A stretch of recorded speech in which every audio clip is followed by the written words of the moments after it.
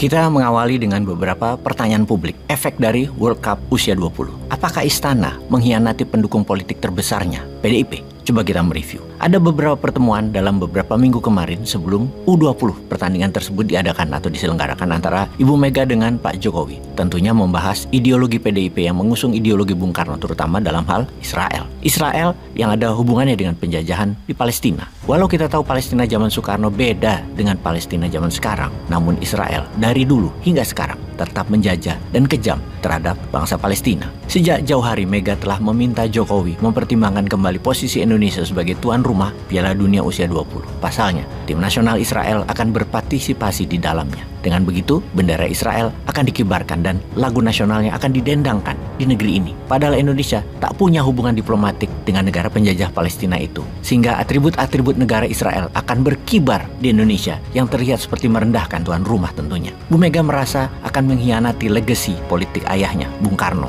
Kalau pertandingan FIFA usia 20 tadi ada Israelnya. Yang mana Bung Karno dulu telah 2 kali menolak Israel dalam event nasional atau dalam event olahraga yang mempertemukan tim Indonesia dengan event yang ada tim negara Israelnya. Juga alasan konstitusi Indonesia tak membenarkan karena tidak ada hubungan diplomatik antara Indonesia dengan Israel. BIN, Badan Intelijen Negara, telah memperingatkan akan ada demo besar bila tim nasional Israel ikut serta. Kemudian, Ibu Mega menawarkan beberapa opsi ke Pak Presiden Jokowi. Di antaranya, bendera Israel tidak dikibarkan, lagu nasionalnya tidak dinyanyikan, dan tidak ada liputan atau tidak ada penonton tiap kali timnas Israel bertanding. Agaknya saran ini tak digubris, mungkin karena telah dapat jaminan dukungan dari Ketua Umum PBNU yang dikenal dekat dengan Israel. Sebuah pandangan politik berseberangan sekali dengan PDIP, keputusan tetap menyelenggarakan acara yang ada peserta Israelnya tersebut. Karena tahu sikap Pak Jokowi yang tidak menerima saran Ibu Mega inilah yang mendorong Ibu Mega memerintahkan Gubernur Bali Iwayan Koster dan Gubernur Jawa Tengah Ganjar Pranowo untuk menolak pagelaran tersebut. Harapannya PDIP juga akan meraih simpati kaum muslim yang tentunya berguna dalam konteks pemilu nanti. Namun nampaknya ekspektasi itu tak tercapai. Bahkan mungkin pemilih PDIP merosot karena kasus ini. Sesal Ibu Mega bertambah jadinya. Sebelumnya kita semua tahu bahwa Ibu Mega kecewa pada Pak Jokowi yang tergiur pada gagasan Opung untuk memperpanjang masa jabatannya. Lagi-lagi permintaan Mega agar wacana perpanjangan itu dihentikan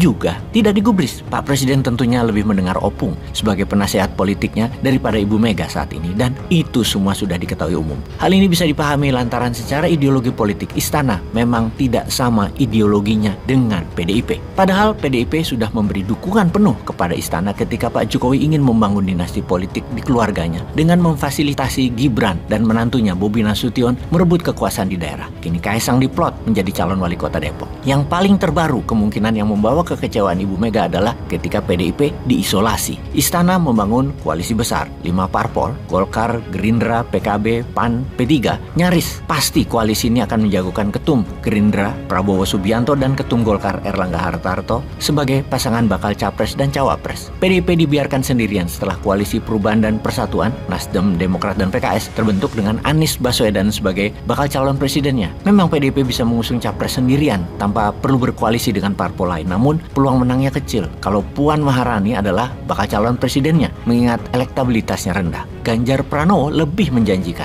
tetapi apakah PDIP telah legowo mengusung Ganjar? Kalaupun Ganjar yang diusung tanpa berkoalisi dengan partai lain, prospek kemenangannya terhitung kecil. Elektabilitas Ganjar diprediksi merosot terkena getah Israel. Alhasil, posisi PDIP kini sangat tidak menguntungkan. Ditambah lagi ada kasus 349 triliun rupiah yang dikawal Menko Polhukam Pak Mahfud MD yang kini popularitasnya melejit efek dari pembongkaran mega skandal transaksi mencurigakan 349 triliun rupiah di Kementerian Keuangan. Kalau Pak Mahfud berhasil membongkar kasus ini hingga tuntas dalam konteks Pilpres, tidak ada figur bakal calon wakil presiden yang lebih populer daripada Pak Mahfud saat ini. Apalagi kalau usulan Pak Mahfud mengenai undang-undang penyitaan harta koruptor terwujud, ini akan jadi pukulan telak ke PDIP karena bukan tidak mungkin orang-orang PDIP akan terseret masalah. Kembali, posisi PDIP jadi sangat tidak menguntungkan. Memang situasi politik dalam minggu-minggu ini di Indonesia menjadi tidak menentu yang mengakibatkan pergeseran pendulum kekuatan dan pandangan politik dengan sangat drastis. Salah satunya ada Pak Mahfud dari Jawa Timur, khususnya dari Madura, yang kan jadi bintang baru yang bisa diperebutkan sebagai bakal calon wakil presiden. Kemudian usaha menggembosi koalisi perubahan masih dimainkan. Yang terakhir adalah Partai Demokratnya SBY digoyang lagi dengan mengajukan PK dalam kasus KLB Partai Demokratnya Muldoko. yang kalau PK-nya menang, maka Pak Muldoko akan pegang kekuasaan di Partai Demokrat yang pasti akan bergabung dengan koalisi besar. Akibatnya, Anies bakal calon presiden kurang peluru suara, threshold-nya. Pertanyaan terakhir, mungkinkah partai yang diisolasi istana bergabung kemudian mencalonkan Ganjar Anies atau Anies Ganjar melawan koalisi besar? Setelah wacana perpanjangan gagal dapat dukungan pengadilan, dapat dukungan DPR dan MPR, perpanjangan tetap prioritas, baru menjadikan orangnya istana ketampuk 2024. Peace.